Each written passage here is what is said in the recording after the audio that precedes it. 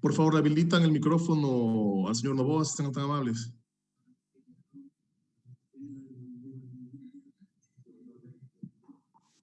Listo. Listo, muchas gracias. Buenas noches, bienvenido. Muchas gracias, señor presidente. Buenas noches con todos. No sé si me permiten solamente 10 segundos, por favor, para compartir mi pantalla, dado que tengo unas diapositivas que me ayudarán en la presentación. Por supuesto que sí. Me parece que está inhabilitada la función para compartir pantallas también. No, ya lo puedo hacer. Listo. Me parece que ahí estamos, ¿verdad? Lo vemos, así es. Ya, muchísimas gracias, señor presidente.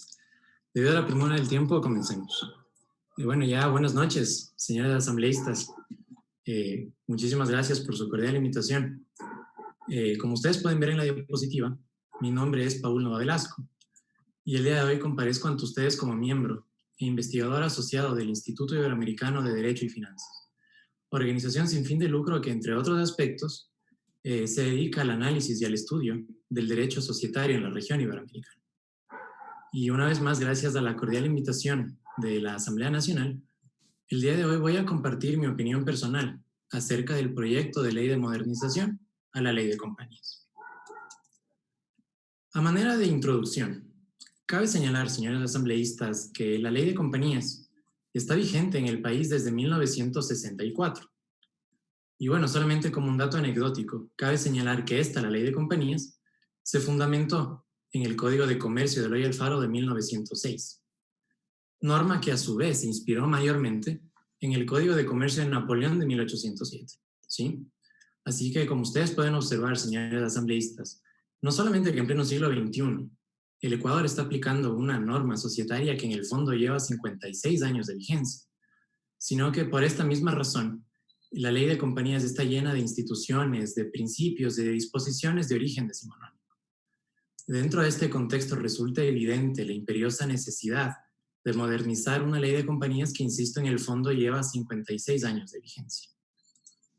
Y bueno, dentro de este contexto, si no estoy equivocado, desde el mes de abril de este año, gracias a la iniciativa legislativa del señor asambleísta Esteban Albornoz, la Asamblea Nacional ha venido analizando y ha venido discutiendo el proyecto de ley de modernización a la ley de compañías, justamente.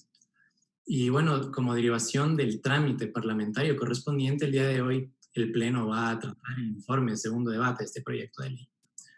Con este antecedente, y habiendo revisado la exposición de motivos de este proyecto de ley, que dicho sea de paso me parece que es bastante completa, personalmente considero que este proyecto tiene dos objetivos esenciales. El primero sería fomentar una modernización o una actualización de ciertos principios y de ciertas instituciones que lastimosamente por el transcurso del tiempo han caído en la obsolescencia.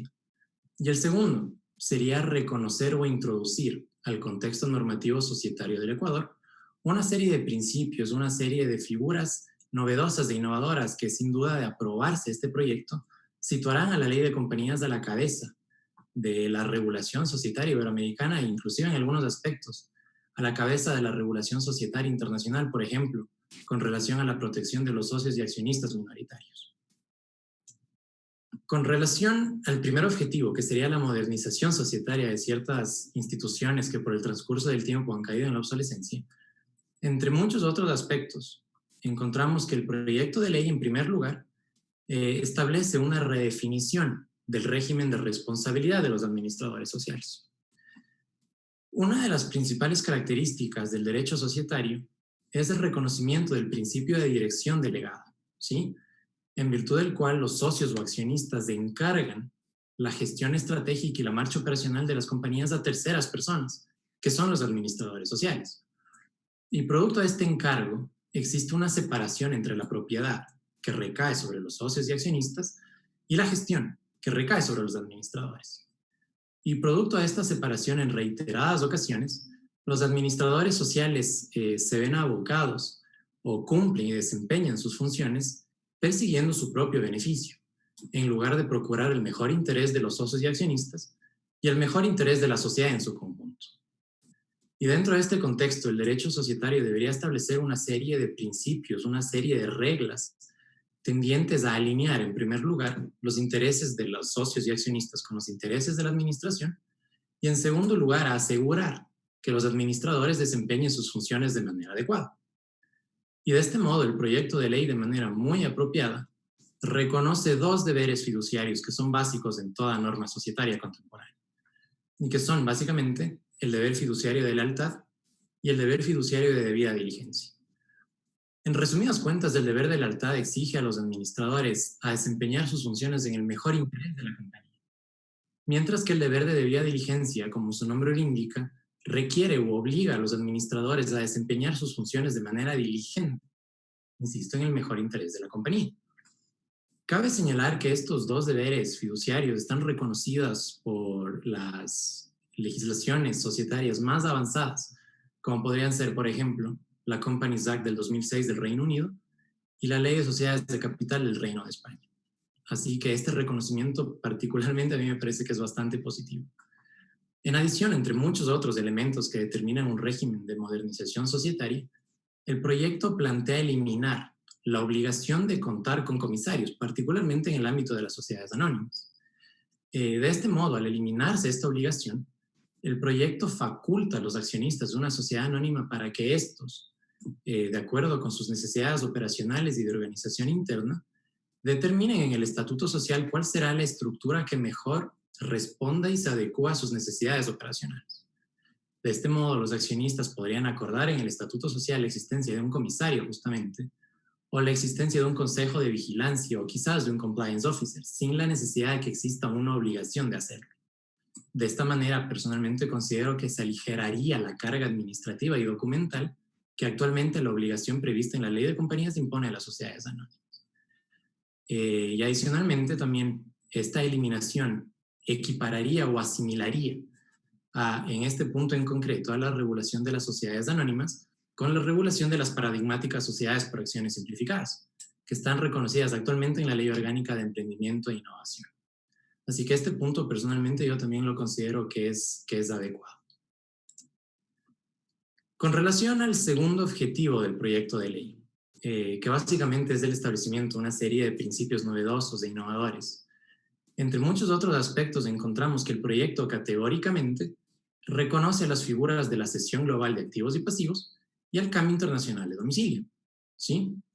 Estas dos figuras societarias, que podrían ser consideradas como especie del género reorganización empresarial, sin duda alguna coadyuvarán a un adecuado desarrollo de las actividades operacionales de las compañías.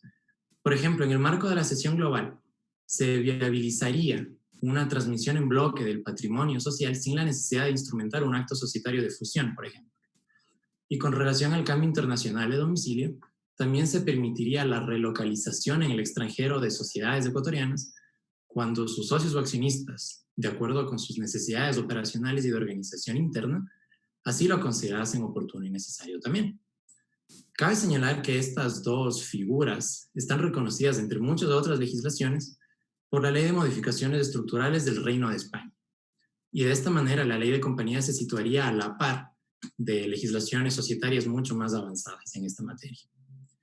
Y para finalizar, en honor a su tiempo, señores asambleístas, y en respeto de la agenda parlamentaria fijada para esta sesión, cabe señalar que una nota característica de este proyecto de ley, y personalmente yo lo considero un mérito indiscutido del mismo, es el reconocimiento de una serie de principios tendientes a tutelar y a cobijar a los socios o accionistas de minoría, ¿sí?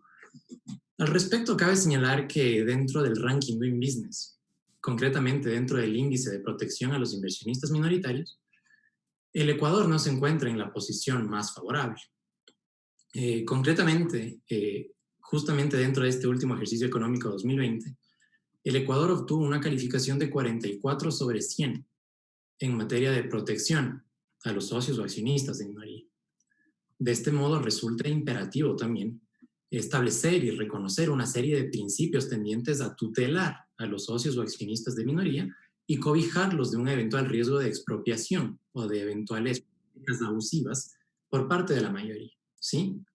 Así que, entre muchos otros ejemplos, el proyecto reconoce de manera categórica a las acciones derivadas o a las derivative actions, con el objeto de viabilizar el ejercicio de la acción social de responsabilidad consagrado en el artículo 272 de la Ley de Compañías.